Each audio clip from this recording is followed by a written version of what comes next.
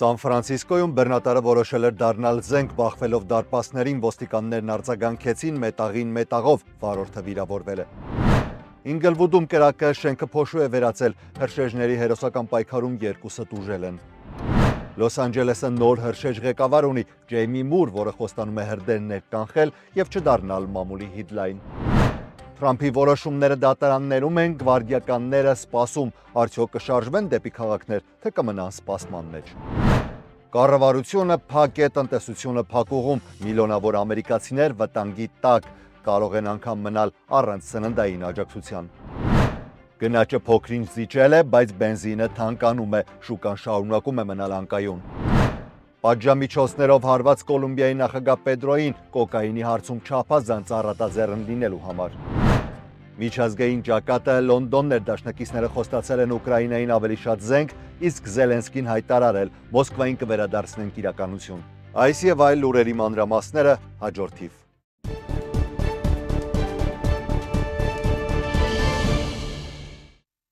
Կրկին ողջույն բոլորին, շարունակում ենք աշխատանքը մնալով Միացյալ Նահանգներում, վերջին ճշտված ու անկողմնակալ լուրերի հայալեզու միակ տեղեկատվական աղբյուրը։ Ուրախ եմ, որ օրեցօր մեր հետևորդների շարքերն ավելանում են, դա առնվազն նշանակում է, որ ճիշտ ուղով ենք շարունակում։ Ես Հարություն Մինասյանն եմ ու նշեմ, որ անգնահատելի է ձեր մեկնաբանություններով փոխանցած ջերմությունը։ Սկսենք արդեն լուրերը, Սան Ֆրանցիսկոյի ծոցում գտնվող ամենաալամեդա բազան դարձել է լարված միջադեպի վայր։ Ըստ երկրի ներքին անվտանգության վարչության բեռնատերի վարորդը փորձել է մեքենան օգտագործել որպես զենք բախվելով բազայի դարպասների։ Դեպքը տեղի է ունեցել հոկտեմբերի 23-ի երեկոյան, երբ վարորդը վարել է յուհալի բեռնատար մեքենան եւ չհնազանդվելով ոստիկանների հրահանգներին, հանկարծակի հետ է ընթացել եւ մեծ արագությամբ ուղղակի դեպի նրանց կողմը գնացել։ Անվտանգության աշխատակիցները ստիպված են եղել արձակել մի քանի կրակոց ինքնապաշտպանական նպատակներով։ Վարորդը Ստամոքսի շրջանում վիրավորվել է, տեղափոխվել հիվանդանոց եւ ըստ իշխանությունների ակնկալվում է, որ կփրկվի։ Ավելի ուշ նրան տեղափոխել են հոգեբուժական գնահատման կենտրոն։ Միջադեպի ժամանակ տուժել է նաեւ մեկ անցորդ։ Դեպքից հետո եւ առաջ Ալամեդայի կղզում հավաքվել էին հարյուրավոր քաղաքացիներ, որոնք հանդես էին գալիս ԱՄՆ միգրացիոն ծառայության այսի հնարավոր գործողությունների դեմ։ Ինչպես արդեն նշել էինք, նախագահ Դոնալդ Թրամփը որոշել է չիրականացնել պլանավորված դաշնային գործակալների ներգրավումը Սան Ֆրանցիսկոյում, նշելով, որ խոսել է քաղաքապետ Դենիել Լուրիի եւ Կալիֆոռնիայի նահանգապետ Գևին Նյուսոմի հետ։ Նրանք համոզել էին, որ նման քայլը անտեղի է, քանի որ քաղաքում հանցավորությունը նվազման միտում ունի։ Սակայն ներքին անվտանգության նախարար Քրիստի Նոեմը այսօր հայտարարել է, որ խոսել է Թրամփի հետ ու փոխանցել մտահոգությունը։ Եթե տեղական իշխանությունները չկարողանան ապահովել մեր զինվորականների եւ իրավապահների անվտանգությունը, կառավարությունը ստիպված կլինի միջամտել։ Իրավապահները նշում են, որ դեպքը մեկուսացված է եւ հանրային անվտանգության անմիջական սպառնալիք այս պահի դրությամբ չկա։ Ինգլվուդ քաղաքում այսօր առավոտյան բռնկված հսկայական հրդեհն ամբողջությամբ ոչնչացրել է բազմաբնակարան շենքը։ Դեպքը տեղի է ունեցել առավոտյան ժամը 10:30-ի սահմաններում Վեսթ Սենչուրի բուլվարի 4300 թաղամասում։ Շենքը ըստ իշխանությունների բնակեցված չի եղել, սակայն այն գտնվում էր հյուրանոցի եւ բնակելի շենքերի անմիջական հարևանությամբ, ինչի պատճառով տարհանում է իրականացվել։ Հրշեջ ծառայությունը հրդեհը դասակարգել է որպես երկրորդ աստիճանի հազանգ եւ տարածքում աշխատել է ավելի քան 90 հրշեջ։ Երկու հրշեջ ստացել են թեթև վնասվածքներ, նրանք տեղափոխվել են հիվանդանոց եւ գտնվում են կայուն վիճակում։ Հրդեհի պատճառն ուսումնասիրվում է, սակայն նախնական տվյալներով այն կարող է կապված լինել էլեկտրական համակարգի խափանման կամ ապօրինի ներթափանցման հետ, քանի որ շենքը չէր օգտագործվում։ Լոս Անջելեսի քաղաքապետ Քերեն Բասը նշանակել է հրշեջ ծառայության նոր ղեկավարին, փոխարինելով արդեն պաշտոնան կարված Քրիստին Քրոուլիին, որին նա մեղադրել էր քաղաքի պատմության ամենաավերիչ հրդեհի ոչ պատշաճ կառավարման մեջ։ Բասն այսօր հայտարարել է, որ ընտրել է Լոս Անջելեսի հրշեջ ծառայության փոխտնօրեն Ջեյմի Մուրին, որն ունի ավելի քան 30 տարվա ծառայողական փորձ։ Նա ընտրվել է 100-ից ավելի թեկնածուների մասնակցությամբ ազգային մրցույթի արդյունքում։ Նորնշանակ ղեկավարը հայտարարել է, որ իր գլխավոր նպատակն է լինելու բարելավել աղետների եւ համաշխարհային միջոցառումների նախապատրաստությունը, բարձրացնել անձնակազմի բարոյական ոգին, ապահովել բավարար տեխնիկա եւ ֆինանսավորում։ Մուրին ղեկավարում էր հրատապ արձագանքման հյուսիսային շրջանը, որը ներառում է 39 հրշեջ կայան եւ շուրջ 980 աշխատող։ Ամերիկյան տարբեր քաղաքներում դատական վեճերը շարունակվում են նախագահ Դոնալդ Թրամփի որոշման շուրջ։ Ուղարկել ազգային գվարդիայի զորքերը դեմոկրատների ղեկավարած քաղաքներ, թե ոչ։ Միաժամանակ տարբեր դատարաններ հակասական որոշումներ են կայացնում, որոշ դեպքերում թույլ տալով իսկ այլ դեպքերում արգելելով զորքերի տեղակայումն ու գործողությունները։ Վաշինգտոնում դատավոր Ջիակոբը, որը նշանակվել է Ջո Բայդենի օրոք, քննարկել է մայրաքաղաքի դատախազ Բրայան Շվալբի հարցը, պահանջելով հանել ավելի քան 2000 զինվոր քաղաքային փողոցներից։ Թրամփը օգոստոսին էր ստորագրել հրամանագիր, հայտարարելով հանցագործությունների արտակարգ դրություն։ Չնայած արդարադատության նախարարության տվյալներով, հանցագործությունների մակարդակը Վաշինգտոնում 30 տարվա նվազագույնի վրա է։ Այժմ քաղաքում դեռևս կան 2200 գվարդիական, որոնց մեծ մասը ժամանել են այլ նահանգներից։ Արևմտյան Վիրջինիայում քաղաքացիական ակտիվիստական խումբը West Virginia Citizen Action Group-ը դատի է տվել նահանգապետ Փատրիկ Մորիսիին, հայտարարելով, որ անցել է իր լիազորությունները, Վաշինգտոն ուղարկելով 300-ից 400 գվարդիական։ Ակտիվիստները պնդում են, որ նահանգային օրենքը թույլ է տալիս նման տեղակայում միայն բնական աղետների կամ արտակարգ դրության դեպքում։ Փորթլենդում դաշնային դատավոր Կարին Իմերգուտը Թրամփի նշանակմամբ է եղել, արդեն 2 անգամ արգելել է զորքերի տեղակայումը նահանգում, սակայն 9-րդ վերաքննիչ դատարանը ժամանակավորապես չեղարկել է առաջին արգելքը, թույլ տալով նահանգին վերահսկել Օրեգոնի 200 գվարդիականի։ Այժմ Իմերգուտը պետք է որոշի կպահպանի արդյոք երկրորդ արգելքը, նա խոստացել է որոշումը հրապարակել մինչև երկուշաբթի։ Չիկագոյում դատավոր Էյփրիլ Փերին կրկին արգելել է ազգային գվարդիայի տեղակայումը այնտեղ, մինչև հարցը կլուծվի դատարանում կամ Գերագույն դատարանը կմիջամտի։ Կառավարությունը համաձայնել է ժամանակավորապես պահպանել արգելքը, բայց միաժամանակ դիմել է Գերագույն դատարան, պահանջելով թույլ տալ տեղակայումը անմիջապես։ Մոտ 8000 զինվորական հիմա շարունակում է մնալ դաշնային վերահսկողության ներքո, միաժամանակ հարուցելով հարցեր սահմանադրական իրավունքի և նախագահի լիազորությունների սահմանների վերաբերյալ։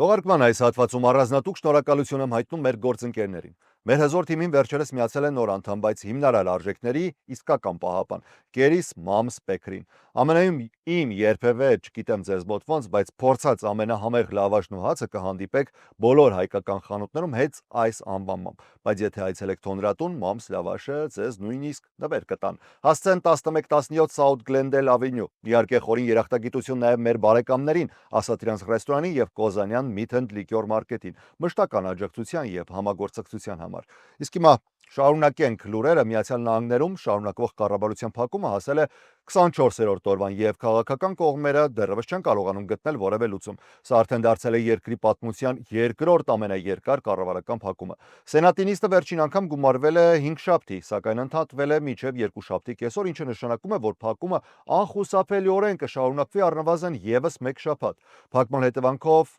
առավել խոցելի է դարձել ավիացիոն ոլորտը։ Ֆենիքսի, Սան Դիեգոյի, Հյուսթոնի միջազգային օդանավակայաններում այսօր երեկոյան գրանցվել են թռիչքների զանգվածային ուշացումներ, իսկ դաշնային ավիացիոն վարչությունը հայտարարել է, որ նման խնդիրներ կարող են առաջանալ նաև Նյու Յորքում, Դալասում և Ֆիլադելֆիայում։ Տրանսպորտի նախարար Շոն Դաֆին նախազգուշացրել է, որ իրավիճակը առաջիկա օրերին էլ ավելի կվատթարանա, երբ հերթական աշխատավարձի օրը գա։ Օդային վերահսկիչներից շատերը ստիպված են լրացուցիչ աշխատանք գտնել կամ երեկոները DoorDash կամ Uber-ով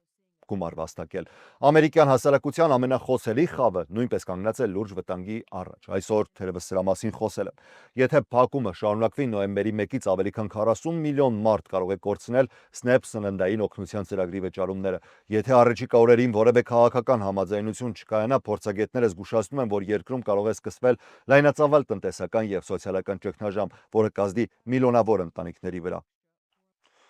Երևի թե այս թեմայի փակագծերը մի փոքր էլ բացեմ, նոյեմբերին սննդի աջակցության ծրագիրը շարունակելու մոտ 5 միլիարդ դոլարի արտակարգ հիմնադրամների օգտագործման հնարավորությունը Թրամփի վարչակազմն այսօր մերժել է։ Գյուղատնտեսության նախարարության ներքին հուշագրի համաձայն այդ հիմնադրամներն իրավաբանորեն կամ իրավականորեն չեն կարող օգտագործվել ուղղակիորեն նպաստների վճարման համար։ Փաստաթղթում նաև նշվում է, որ այն նահանգները, որոնք սեփական միջոցներով կփորձեն ժամանակավորապես ծածկել օգնելու ծախսերը, հետագայում չեն փոխհատուցվելու։ Նախարարությունը պնդում է, որ արտակարգ հիմնադրամները նախատեսված են բնական աղետներից տուժած քաղաքացիներին օգնելու համար։ Որպես օրինակ նշվում է տրոպիկական փոթորիկ Մելիսսան, որը առաջիկա օրերին կարող է վերածվել պտտահողմի, ընդգծելով, որ նման իրավիճակներում անհրաժեշտ է արագ արձագանքելու ֆինանսական միջոցներ ունենալ։ Սակայն դեմոկրատ օրենսդիրներն ու մի շարք հասարակական կազմակերպություններ խստորեն քննադատում են վարչակազմի որոշումը։ Նրանք կոչ են անում նախարարին օգտագործել արտակարգ հիմնադրամը, գոնե մասնակի ապահովելով նոյեմբերյան նպաստները։ Ավելի քան 214 դեմոկրատ կոնգրեսականներ նամակ են ստորագրել վարչակազմին կոչ անելով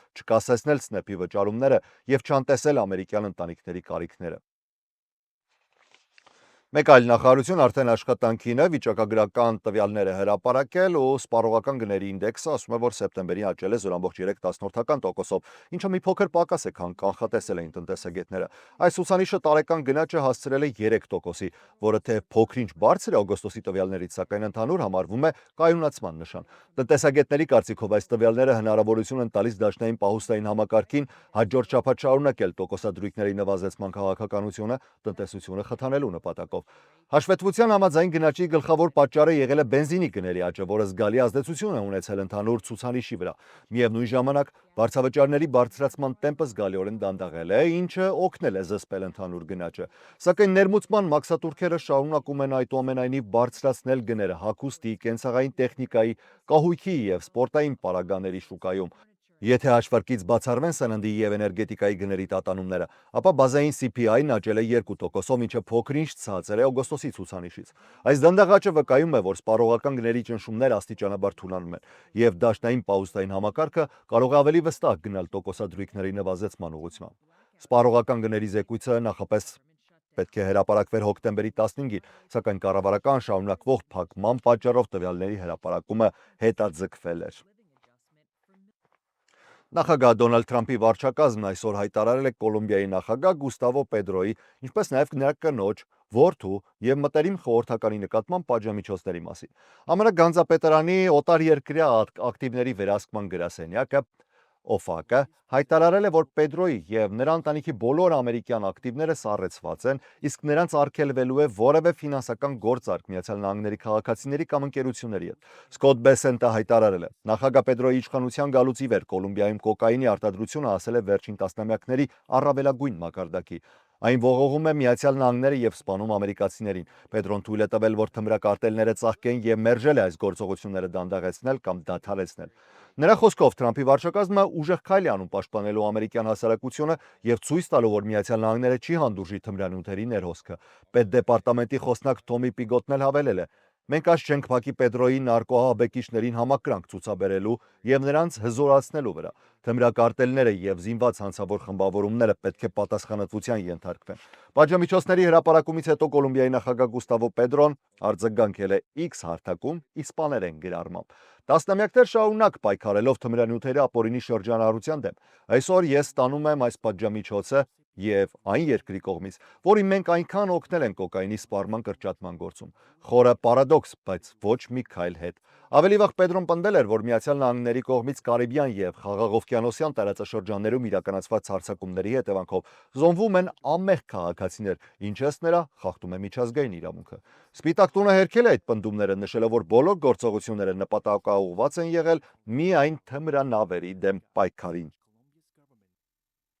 Նախագահի նախաձեռնությամբ Լոնդոնում այսօր կայացել է կամավորների կոալիցիայի հերթական բարձր մակարդակի հանդիպումը, որին մասնակցել են Մեծ Բրիտանիայի վարչապետ Քիր Ստարմերը, Ուկրաինայի նախագահ Վոլոդիմիր Զելենսկին, ՆԱՏՕ-ի գլխավոր քարտուղար Մարկ Ռյուտեն, ինչպես նաև ԵՄ մի շարք առաջնորդներ տեսակապով։ Հանդիպման նպատակն էր ամրապնդել համատեղ ճնշումը Ռուսաստանի վրա, Ուկրաինայում պատերազմն ավարտելու և դանդաղեցնելու համար։ Բրիտանիայի վարչապետը հայտարարել է, որ Լոնդոնը և դաշնակիցները պատրաստվում են ուժեղացնել տնտեսական պատժամիջոցները ուղղված Ռուսաստանի նավթային արդյունաբերությանը։ Ստարմերի խոսքով Միացյալ Թագավորությունն առաջինն է ամբողջությամբ արգելափակել ռուսական խոշոր նավթային ընկերությունները և այժմ Միացյալ Նահանգներն ու Եվրամիությունն են միացել այդ նախաձեռնությանը, սահմանելով նոր սահմանափակումներ։ Նա ընդգծել է, որ Ռուսաստանի կողմից Ուկրաինայի դեմ պատերազմը նշանակում է սպառնալիք ամբողջ Եվրոպայի անվտանգությանը, և Ուկրաինայի հաղթանակը բոլորի հաղթանակն է։ Զելենսկին շնորհակալություն է հայտնել դաշնակիցներին շարունակական ռազմական, ֆինանսական և տեխնոլոգիական աջակցության համար, ընդգծելով, որ Ռուսաստանի դեմ ճնշումը պետք է լինի համապարփակ, ներառելով ինչպես պատժամիջոցներ, այնպես էլ ռազմական հակահարվածներ։ Զելենսկին նշել է, որ Ուկրաինան կշարունակի հարվածներ հասցնել ռուսական նավթային ենթակառուցվածքներին, մինչև Մոսկվան գիտակցի խաղաղ բանակցությունների անհրաժեշտությունը։ Նա նաև հավելել է, որ Ուկրաինան դեռևս քննարկում է Տոմահավք տեսակի հրթիռների ձեռքբերման հարցը և աշխատում է զարգացնել սեփական պաշտպանական արդյունաբերությունը։ ՆԱՏՕ-ի գլխավոր քարտուղար Ռյուտեն ընդգծել է, որ նախագահ Թրամփի նախաձեռնությամբ Միացյալ Նահանգները կրկին մեծածավալ զինտեխնիկա է մատակարարելու Ուկրաինային, այդ թվում Պատրիոտ համակարգերի և հակահրթիռային պաշտպանություն։ Ռյուտեն հայտնել է, որ դաշինքը կշարունակի համագործակցել այդ մատակարարումները եվրոպական երկրների հետ, ապահովելով Ուկրաինայի պաշտպանունակությունը այս ձմռանը։ Կանադայի վարչապետ Մարկ Կարնին և Եվրոպական միության ղեկավարները նույնպես հայտարարել են, որ կմտածեն ու կմեծացնեն ռազմական ու ֆինանսական օգնությունը Ուկրաինային, միաժամանակ ակտիվացնելով Ռուսաստանի նկատմամբ պատժամիջոցները։ Կիր Ստարմերը եզրափակել է Ուկրաինայի ապագան մեր ապագան է։ Այս զմերը վճռորոշ է լինելու թե Ուկրաինայի, թե ՆԱՏՕ-ի եւ ամբողջ ազատ աշխարհի անվտանգության համար։ Եվ սա վերջին լուրն էր, այսօրվա համար նախատեսել էի այսքանը, ես Հարություն Մինասյանն եմ։ Շնորհակալ եմ ուշադրության համար։ Ամենակարևորը՝ առողջ եղեք։